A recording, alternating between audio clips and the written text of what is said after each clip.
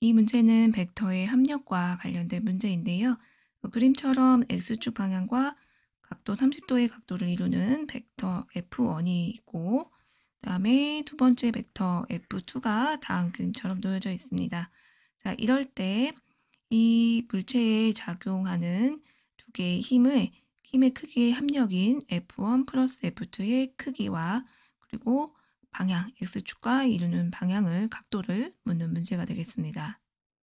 문제를 풀기 위해서 F1과 F2를 각각 정리를 해 볼까요?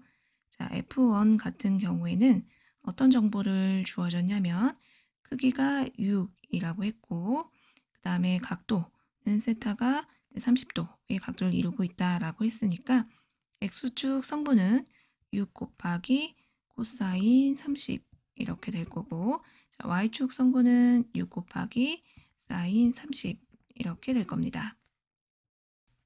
두 번째는 힘 F2를 표시해 볼 건데요. 힘 F2에 대한 정보는 일단 Y축 방향으로 향하고 있고, 즉 플러스 Y 방향으로 크기가 5다라고 했는데요. X 방향으로의 성분은 없으니까 5J 이렇게 나타낼 수 있겠네요. 그러면 이 두 벡터의 합을 표시해 볼까요? F1 플러스 F2는 6 코사인 30 i죠. x 성분은 6 곱하기 코사인 30 밖에 없으니까 2분의 루트 3을 넣어서 3 2 3 i. 그다음에 y 성분은 f1의 경우 3, f2가 5니까 더해서 8j 이렇게 말할 수 있겠습니다. 자, 그럼 첫 번째 합력 f1 플러스 f2의 크기를 계산해 볼까요? 크기는 어떻게 계산될 수 있을까요? 루트 x 성분의 제곱 27이네요.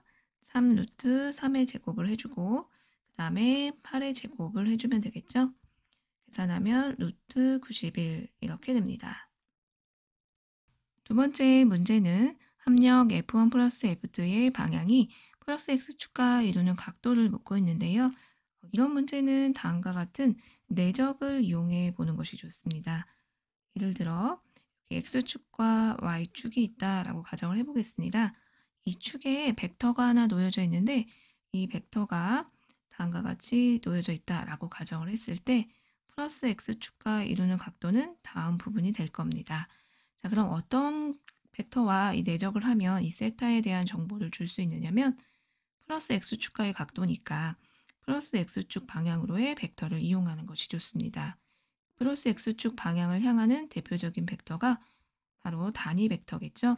X축 방향으로의 단위 벡터를 i라고 표기를 할 때 이 i 벡터와의 내적을 이용하는 것이 좋습니다. 예를 들어 이 파란색 벡터를 a 벡터라고 해볼까요?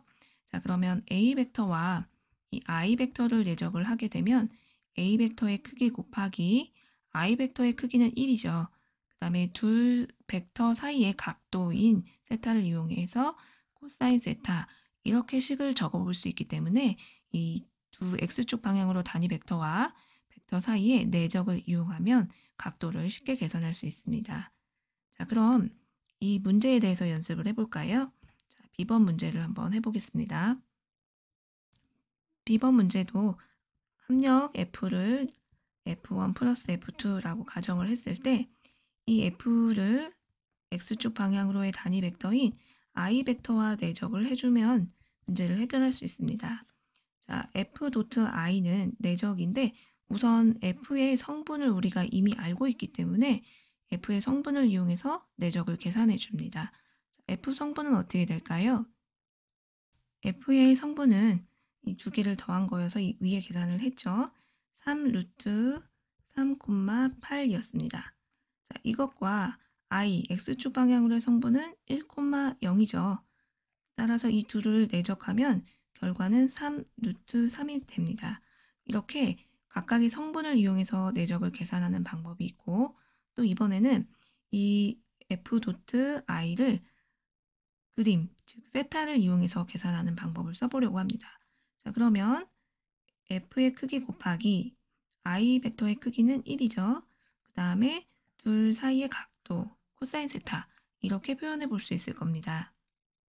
이렇게 기하학적인 방법, 그다음에 해석학적인 방법. 해석학적인 방법은 성분을 이용해서 계산하는 방법이고, 그 다음에 기하학적인 방법, 각도 세타를 이용해서 계산하는 이 두 개의 방법은 서로 다르지만 결과가 당연히 같아야 되기 때문에 이 식을 이용해서 세타에 대한 정보를 얻을 수 있게 되는 겁니다. 자, 그럼 이 식에서 코사인 세타, 우리는 세타를 계산하고 싶은 거니까 코사인 세타에 대한 정보를 가져와 보면 코사인 세타는 f분의 3 루트 3인데요. f 이미 계산했죠. 루트 91분의 3 루트 3 이렇게 계산할 수 있겠습니다.